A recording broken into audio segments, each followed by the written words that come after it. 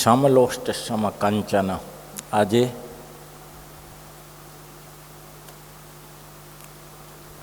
જેઠ સુદ ત્રીજ છે, મંગળવાર છે, તારીખ 19/5/2026નું વર્ષ છે.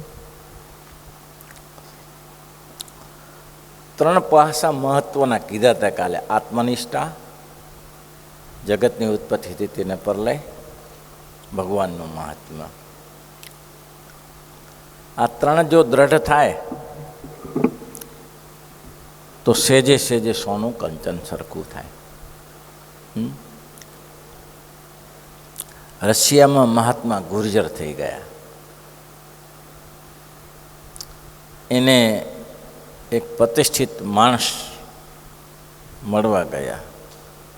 આસ્તિક સતી એવું કંઈક નામ હતું. મળવા ગયા એટલે આમ તો સામાન્ય રીતે તો આ મોટા માણસને તો શું હોય, અપેક્ષા હોય ને થોડી ઘણી, કે સન્માન કરશે ને સ્વામીજી બોલાવશે ને પાણી પાશે ને હાર પહેરાવશે. પણ અડધો કલાક બેઠા રહ્યા. સ્વામીજીએ કંઈ સન્માને ના કર્યું ને કંઈ ના કર્યું. અડધી કલાક પછી નથી રહેવાયું નહીં એટલે બોલ્યો, એટલે સ્વામીજી અડધી કલાકથી આવ્યો છું તો મને પૂછો તો ખરા હું કોણ છું. બહુ સરસ ગુર્જરે કહ્યું, મહાત્મા ગુર્જર રશિયાના. કેટલી ઉંમર થઈ? 50 વર્ષ. 50 વર્ષમાં તે તારી જાતને પૂછ્યું છે કે હું કોણ છું? હું શું કરા પૂછું? તું તારી જાતને પૂછ્યો નથી હજી કે હું કોણ છું. ક્યારે વિચાર કર્યો છે? તે તારી જાતને પૂછ્યું છે હું કોણ છું? તો કે ના બાપા, એ તો નથી પૂછ્યું. તો હું શું કરવા પૂછું? તું તારી જાતને પૂછતો નથી તો હું તને પૂછવાની મારી જવાબદારી ક્યાં છે? આ મહત્વનો પ્રશ્ન છે. તમે તમારી જાતને પૂછો તો ખરા, તમે કોણ છો? પહેલું તો આ શુદ્ધ કરવું જ પડશે. સોનું શુદ્ધ કરવું હોય તો લોખંડનો ભાગ કે પિત્તળનો કે તાંબાનો ભાગ કાઢવો જ પડશે. એલ્યુમિનિયમ ભાગ કાઢી જ નાખવો પડશે અંદરથી. પછી સોળું સોનવાળું થશે. ને તો ભેદ ભરશે 10 વલું 12 વલું 11 વલું એવું થશે. તો એ પોતાના આત્માને ઓળખે તો સુખ્યો થાય. એટલે કે તમે તમારા આત્માને કોઈ દિવસ પૂછતા નથી, તમે તમને પૂછતા નથી, તો હું શું કરવા પૂછું તમને? એના જેવું છે. અને મહારાજ કે આત્મનિષ્ઠા દ્રઢ થયા પછી એને ખબર પડે કે આ આત્મા દ્વારા કામ કરી લેવાય. શેનું? ભગવાન સંબંધી કામ કરી લેવાય. અને પછી ભગવાનનું એને મહાત્મા જણાય. એટલે મહારાજ એમ કહે છે કે આ ત્રણ વિચાર કયા તેણે કરીને વિષયમાંથી આસક્તિ ટળી જાય છે. આ ત્રણ વસ્તુનો જો તમારા હૃદયમાં ગંઠી રાખો, એટલે નક્કી કરી રાખો, તો વિષયની આસક્તિ ટળે. આત્મનિષ્ઠા, જગતની ઉત્પત્તિ સ્થિતિ પરલયકાળ, અને મહારાજ કે ત્રીજી ભગવાનનું મહાત્મા. આ ત્રણ વસ્તુ જો તમને બરાબર પાકી થઈ ગઈ, ગોખી જ નાખવું પડે. એમ નહીં અંદર સુધી ગોખી નાખવું પડે. ખાલી બાહ્ય ગોખીએ ના મેળ બેસે. બિલ્લી આવે ને ઉડી જાઉં, બિલ્લી આવે ને મોઢામાં જાય તો પછી એમાં અંદર ભરાઈ રહે, એ નહીં. પણ દ્રઢ નિશ્ચય કરી નાખવાનો કે આનું આમ જ કરવું છે. પછી મહારાજ કે આવું થયા પછી એને શું થાય છે? વિષયમાંથી આસક્તિ ટળી જાય છે. ત્યારે વિષય સારા નરસાનો ભેદ રહેતો નથી. રૂપવાન સ્ત્રી હોય કે કુરૂપવાન સ્ત્રી હોય એને સરખું લાગે. ભલભલાને પાડી દે, ભલભલાને પાડી દે. સમલોષ્ટ સમકંચન થતું કઠિન છે. પછી મહારાજે લખ્યું ભાષે એવી રીતે પશુ પક્ષી લાકડા છાણા પથરા સુવર્ણ અને તુલ્ય જાણે જુએ, પણ સારું પદાર્થ દેખીને તેમાં મોહ ન પામે. અને એવી રીતે પંચવિષયની વિશે પણ સારે નરસો એનો બુદ્ધિનો ભેદ રહે નહીં. આવું થઈ જાય. ગુરુ મચ્છેન્દ્રનાથને ગુરુ ગોરખનાથની કથાઓ આપણે સાંભળી છે. ભલભલા લપટાઈ જાય છે. ગુરુ ગોરખનાથ પોતાના શિષ્યને ત્યાં ગયેલા. હવે શિષ્યને ત્યાં ગયેલા, મચ્છેન્દ્રનાથ રાહ જુએ છે કે ગુરુજી હમણાં આવશે, હમણાં આવશે. તો શિષ્યને ત્યાં ગયેલા. શિષ્યો મગજનું દહીં હશે રાખ્યા, ખવડાવ્યા, પીવડાવ્યા, અને પોતાની કન્યા સાથે લગ્ન કરાવી દીધા. ગુરુ ગોરખનાથને. ઓહો, જુઓ તો ખરા, માયા કંસે તજી ન જાય, માયા કંસે તજી ન. એટલે શ્રીજી મહારાજે શિક્ષાપત્રીમાં લખ્યું, બહુ સરસ લખ્યો શ્લોક, સભામ ભિક્ષામ વિના નૈવ ગંતવ્યો ગુરુથો ગુરુનો ગુરુમ વ્યર્થ કાલો ન કર્તવ્ય ભક્તિ ભગવતો વિના. કેટલો શ્લોક લખ્યો છે કે સાધુ પુરુષોએ કોઈ મિત્ર ન બનાવાય, શિષ્ય બનાવો, મિત્ર ન બનાવો. કેમ છે દોષ? ઘરે આવીએ ત્યારે ભોજન ભજીયા બનાવીએ, સાધુનો ધર્મ નથી. સાધુ તો નિષ્કંચન રહેવો જોઈએ. ગ્રસ્તનું જેટલું ઘરે કામ પડે તેટલું કામ કરી અને રવાનો થઈ જવું જોઈએ. પધરામણી કરવી હોય, મહાપૂજા કરવી હોય તો મહાપૂજા કર્યા પછી એ ગ્રસ્તને ઘરે વર્ષો સુધી પડ્યો રહે મેળા ઉપર, એ સાધુનો ધર્મ નથી. આજે એની બોલબાલા છે. છત્રપુરામાં મંદિર કર્યું. હવે આપણે તો આપણી રીતે રહેવાનું હોય, અને એને ત્યાં માનતા હશે, પણ તેને બધા ત્યાં શું હોય, એટલે ગ્રસ્તાને કેવું હોય કે અમદાવાદ આવતા હોય ત્યારે એને ઉતારે, બેસતા ઉઠતા હોય ને એને માનતા હોય. મંદિર કર્યું પછી ત્યાં ને તે 1.5 મહિનો સંત રોકાયા, ખાઈ પીને રસોઈ બનાવી આપે ને પોતે જમે, રસોઈ ના બનાવે. હવે આપણે તો એ અનુકૂળ આવે ને, એટલે આપણે કીધું ભાઈ મંદિર સિવાય નહીં અનુકૂળ આવે, આ તો ગુરુ અલાયદું ઘર હોવું જોઈએ. પછી બધા લોકોને, આવા લોકોને ભેગા થતા વાળા ના લાગે. આવા લોકો ભેગા થઈ જાય, એ પ્રસંગ આપણો બગાડ્યો એને ત્યાં. કંઈ નહીં કીધું, આપણે ચેત્યા, કારણ કે ઘણી વાર બગડી જતું હોય. મંદિરનું કામ કર્યું, આ કર્યું, બગડ્યો પ્રસંગ. એ બગડે તો બગડે, પછી હરિભક્તો પછી સાવધાન હતા, કહી દીધું કે આ નહીં ચાલે, એવા અડબંગાને ભેગા કરીને શું કામ છે તમારે. એટલે કે છે એને સમલોષ્ટ, જો ગ્રસ્તાશ્રમીને ઘરે ગોરખનાથ જેવા ગોરખનાથ ગયા, દીકરીને પરણી ગયા. હવે ત્યાં ચેલાઓ ઘણા હતા, પણ ગુરુ તો ગુરુ જ રહ્યા ને પાછા. એટલે ચારે બાજુથી લોકોએ સંપત્તિ ઘણી આપી. પછી તો 1-2-3 છોકરા થયા. એની બધા પછી મચ્છેન્દ્રનાથ ત્યાં ગયા, ગુરુને શોધતા કે ગુરુ મારો ક્યાં ભરાઈ ગયો પાછો. આ તો ભરાઈ, ધ્યાન રાખવું પડે. ગુરુ ક્યાં ભરાઈ ગયો? ગુરુ ત્યાં અટવાઈ ગયેલો. એટલે આ શું, આ કેની માયા તમારી? બહુ જબર કરી તમે તો. હંકેલો, આ ના ચાલે. તમારી કીર્તિ, તમારું નામ, તમારી પાછળ તો અમારા જેવા ઘણા ચેલા, અને આ બધું કંઈ શોભતું હશે. અને ગોરખનાથ જાગી ગયા કે હારું આ તો ના કરે. તરત નિર્ણય લઈ લીધો, આ ના કરાય, આમાં શોભે નહીં મને. એની પત્નીની છોકરાની વ્યવસ્થા કરી ને રવાના થઈ ગયા. એટલું બધું સોનું હતું એની જોડે, એમાંથી 1 ઈંટ લઈ લીધી. હા, 1 ઈંટ લઈ લીધી કે આ ક્યાંક કામ લાગશે આપને. ઈંટ લઈને જાય છે. જુઓ ક્યાં ફસાઈ જવાય, ધ્યાન રાખવું. કોઈના ન રહીએ. ધોબીનો કૂતરો વાટનો નહીં, ઘાટનો નહીં, એવું થઈ જાય. ગુરુ ચેલો ચાલ્યા જાય છે, ગોરખનાથ ને મચ્છેન્દ્રનાથ ચાલ્યા જાય છે. રસ્તામાં ચાલતા પાણી જલાશય આવ્યું, એટલે કીધું કે અહીંયા ગુરુજી સ્નાન કરી લઈએ. સ્નાન કરવા બેઠા. ગોરખનાથે મચ્છેન્દ્રનાથને પૂછ્યું, यहाँ कोई भय तो नहीं है ना? यहाँ कोई भय नहीं है ना गुरुजी? यहाँ कोई भय नहीं है. ठीक है. સ્નાન કરીને પાછા આગળ રવાના થયા, જે નાસ્તો પાણી જશે કરીને. આગળ પાછો ચાલતા મધ્યાહન સમય થયો, એટલે પછી સ્નાન કરવાની ઈચ્છા થઈ. એટલે ફરી પાછા ગોરખનાથે પૂછ્યું, मच्छेंद्रनाथ, हाँ यहाँ कोई भय तो नहीं है ना? ना गुरुजी यहाँ किसी का भय, बाबा लोगों को किसका भय होता है? कोई भय नहीं है. जोड़ी नीचे मूके. ત્રીજી જગ્યાએ ગયા, ત્યાં પૂછ્યું, મચ્છેન્દ્રનાથ यहाँ कोई भय तो नहीं है ने? नहीं गुरुजी कोई भय नहीं. પણ ચેલો સમજી ગયો કે ભય એ નહીં, ભય જોડીમાં લાગે છે. ભય બારેથી તો શું, સાધુને શેનો ભય હોય? સાધુને ભય શેનો હોય? કે ભય તો અહીંયા નહીં હે. જોડી ગુરુજી જ્યારે જાદુ બાથરૂમ ગયા ને, એટલે જોડી તપાસ, સોનાની ઈંટ 2.5 કિલોની. ઓહો, ભય તો અહીંયા ભર્યો છે. ભય તો અહીંયા ભર્યો છે, બાકી ક્યાં ભય હોય? ભય જેવું ક્યાં છે બાકી? બોલો. ઈંટ લઈ નાખી કૂવામાં, અને એવો એક સરસ મજાનો પથ્થરો પડ્યો, પથ્થરો પથરાવી દીધો. આગળ વધ્યા કે સ્નાન વિધિ કરવી હશે, બહુ દૂર ગયેલા ચેલા, यहाँ कोई भय तो नहीं गुरुजी, भय तो वहाँ कुआं में डाल दिया। हाँ, भय तो वहाँ कुआं में डाल दिया, अभी कोई भय नहीं है।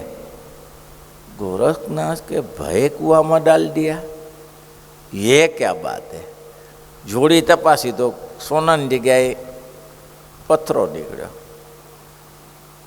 ये चला तुमने ये क्या किया? तो क्या किया? ये सोना की ईंट थी, कहीं काम लागत भाई? तो कि सोनू, साधु ने सोनू, रूपू पत्थर, मच्छेंद्रनाथ के गुरु गोरखनाथ, साधु ने वरी सोनू शू ने रूपू शू ने चांदी शू, स्त्री शू ने पुरुष शू। तो अभी कुछ काम पड़ेगा तो क्या करेंगे? अरे सब कुछ हो जाएगा। गुरु औरत करवा ला गया। हाँ, ये पत्थरों पड़े तो ने, मच्छेंद्रनाथे पेशाब करो, लीजिए कितनी सोने की ईंट જોઈએ? બોલો. पेशाब કરીને સોનાની ઈંટ બનાવી. ગુરુજી આ પેશાબ સમાન છે. હા, ગુરુજી આ ઈંટો સોનું રૂપું આપણા માટે પેશાબના સમાન છે. ત્યારે ગુરુની આંખ ખોલી. भाई भैया, गुरु से चेला अधिक होता है, गुरु से चेला श्रेष्ठ होता है। ये समझन मुझ में नहीं है, मेरे में ये समझन नहीं आई। सोनू ने समझण आवी हो तो त्या भटकायो छे नो गुरु, समझण आवी हो तो त्या शेनो भटकायो होय? बोलो. आવું છે ત્યારે જ્યાં જાય તે મળી રહેશે. આપણા એક સરસ દૃષ્ટાંત આપું આપણા સંપ્રદાયનું. સમલોષ્ટ સમકાંચના, એ શું કેવું કહ્યું? બધી લાકડા છાણા પથરા સુવર્ણ તુલ્ય જવું જોઈએ, પણ સારું પદાર્થ દેખીને તેમાં મોહ ના પામે. એવી રીતે પંચવિષયને વિશે વર્તે ત્યારે સારે કે નરસો એવો કોઈ બુદ્ધિમાં ભેદ રહે નહીં. એવું જેને વર્તે તેને નિર્મોહી કહીએ. શ્રી કૃષ્ણ ભગવાને ગીતામાં લખ્યું છે સમલોષ્ટ સમકાંચના, પછી એને લોખંડ અને કાંચન બધું સરખું થઈ જાય. લોષ્ટ સમકાંચના એવી થાય ને. લોયાના ઘેલા ભગત. બોલો. સમલોષ્ટ સમકંચના કરતાં પહેલાં વિચાર કરવાનો. પેટમાં ખાવા તો જોઈએ છીએ. હું પેટમાં ખાવા તો જોઈએ, સમય નાસ્તો તો કરવો પડે. અત્યારે નાસ્તો નહીં કરવો પડે, એમાં તો પહોંચી જ જવું પડે. ભલે ને સમલોષ્ટ સમકાંચન હોય. ભાઈ નીતિનભાઈ, નાસ્તામાં પહોંચી જવાનું હો. એમાં એ પછી નાસ્તો કર્યા પછી સમલોષ્ટ સમકંચન કરવાનું. પહેલો ખરા નાસ્તો થઈ જવો જોઈએ. શ્રીજી મહારાજે રીત બતાવી. એક ઘેલો કોળી, દુષ્કાળ પડ્યો. કેટલી સરસ વાતો લખી છે, મનન કરો, નિધિધ્યાસ કરો. દુષ્કાળ પડ્યો કાઠિયાવાડમાં, કે અહીં કંઈક રોટી તો ખાવા માટે જોઈએ ને. ભલે અધ્યાત્મ સાધનાવાળા, ભલે કોળી હોય, અખંડ ભજન કરે. એના પત્નીને કહ્યું 6 મહિના ક્યાંક વિતાવીએ, ચોમાસું આવશે, વરસાદ થશે, પાછી મજૂરી મળી રહેશે. હાલની તારીખે તો કોઈ મજૂરી જેવું છે નહીં. કોણ મજૂરી રાખે વરસાદ વગર? તો શું કરે? પતિ કહ્યું સારું, નીકળીએ. ક્યાં જશું? સુરત જઈએ, મુક્તાનંદ સ્વામી છે, સેવા કરીશું અને રોટલા પાણી મળી રહેશે. સારું, નીકળ્યા બને જણ. સમલોષ્ટ સમકંચનનો અર્થ એ છે કે જે ભગવાને તમને આજીવિકા આપી છે એમાંથી પર્યાપ્ત, બાકી બધું લોખંડ જેવું છે, કચરા જેવું છે તમારા માટે. તમને જે ઈશ્વરે જે આજીવિકા બાંધી આપી છે એ આજીવિકામાં સંતોષ માનો. આખા દુનિયાની સંપત્તિ ભેગી કરીને તમે લઈ જવાના નથી. આખી દુનિયાની સંપત્તિ ભેગી કરશો તો તમારી સાથે નહીં આવે. અને એટલા માટે કહેવાયું નાનું ના રહ્યું નંદરાલનું, નાનું ના રહ્યું નંદ રાજાનું, ક્યાં ગયું રાવણનું કુળજી, ક્યાં ગયું રાવણનું કુળજી. નાનું ના રહ્યું નંદરાજાનું, અને રાવણનું કુળ ક્યાં ગયું અત્યારે કોણ પૂછે છે? દુનિયા ભેગી કરો તોય શું, ના કરો તોય શું, તમારી પાસે જે આજીવિકા છે એ તમારા માટે પર્યાપ્ત છે. જે તમને ઈશ્વરે આજીવિકા આપી હોય તેનાથી દુનિયાભરનું ભેગું કરવાની તમારી કોઈ જરૂર નથી. સમલોષ્ટ સમકાંચન, રસ્તામાં ચાલ્યા જાય છે, જે કંઈ મળે અન્વસ્ત્ર જે મળે તેનાથી પોતાને ચલાવે છે. ગરીબી ભીડો લઈ ગયેલી, ખાવાનું મળે કે ન મળે, બે દિવસના ઉપવાસ થાય, પતિ પત્ની બે ચાલ્યા જાય છે. ત્યાં જ કોઈ રાજકુંવર નીકળ્યા હશે ઘોડા ઉપર, અને એનો દાગીનો નીચે પડી ગયો, પગનો હોય કે હાથનો હોય એ કંઈ સ્પષ્ટીકરણ નથી, કોઈ અલગ અલગ કે પડી ગયો. ઘેલા ભગત જરા આગળ હતા, એના પત્ની પાછળ હતા. આ કથા પ્રસિદ્ધ છે, ઘણીવાર કહેલી છે, અમલમાં આવે તો મહત્ત્વનું છે. આમાં સામે લાડુ ને પેંડા ને બરફીના ઢગલા તો ઘણા પડ્યા હોય, પણ તમારા માટે તો એક લાડુ જ પર્યાપ્ત છે કે બે સાટા જ પર્યાપ્ત છે. બાકી જો 25 લાડુ ખાવા જાઓ તો તમારી હાલત તમારી પોતાની બગડી જાય. તેમ માણસ પોતાની આજીવિકામાંથી મળે એટલું ખાય તો પોતે તંદુરસ્ત રહે, અને એને જો આખા દુનિયાનું ભેગું જે કરવાનું કરે તો એની તબિયત બગડી જાય. એટલે રસ્તે ચાલ્યા જતાં એ રાજાના રાજકુંવરનો દાગીનો નીચે પડી ગયેલો. એટલે ભગતે ધૂળ મારી દીધી, ધૂળ નાખવાનું, ઘરવાળી ગરીબી છે ને પત્નીને કદાચ મન ન લાગી જાય ને પડી વસ્તુ કોઈની હાથે ના ઝાલે. જેવા મહારાજની આજ્ઞા છે, પારકાની વસ્તુ લેવાય નહીં આપને. ત્યાં આગળ વધ્યા, પૂછ્યું તો ભગતને પૂછ્યું, ભગત શું કરતા હતા નીચે બેસીને?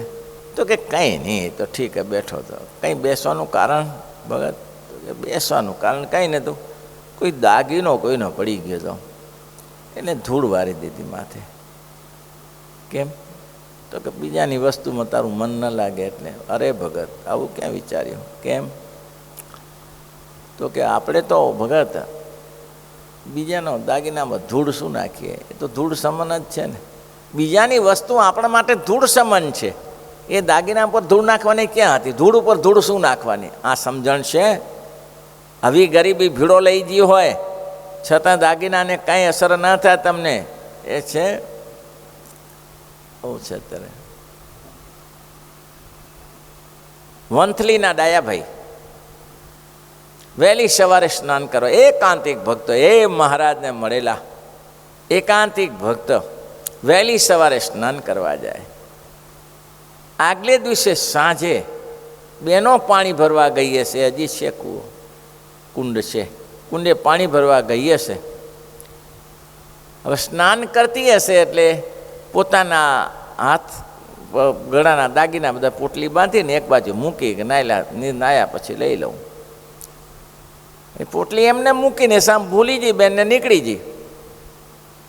રાત્રિ પડી જઈ, રાત્રે પાછા જોવા આવે એટલે કંઈક ફાનસ પ્લેન પણ મળ્યું નહીં કાંઈ. એટલે કે હવે ડાયા ભગતને પૂછીએ. એ વહેલી સવારે સ્નાન કરવા જાય છે.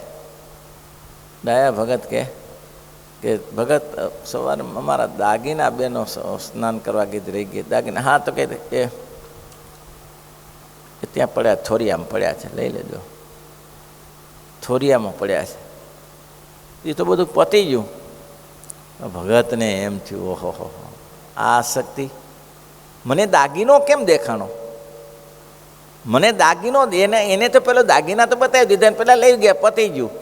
પણ એને મનમાં વિચાર થયો, મારી આ વાસના, મને પારકાના દાગીના, મને દાગીના દેખાણા કે દાગીના છે ને હું ત્યાં મૂકી આવ્યો.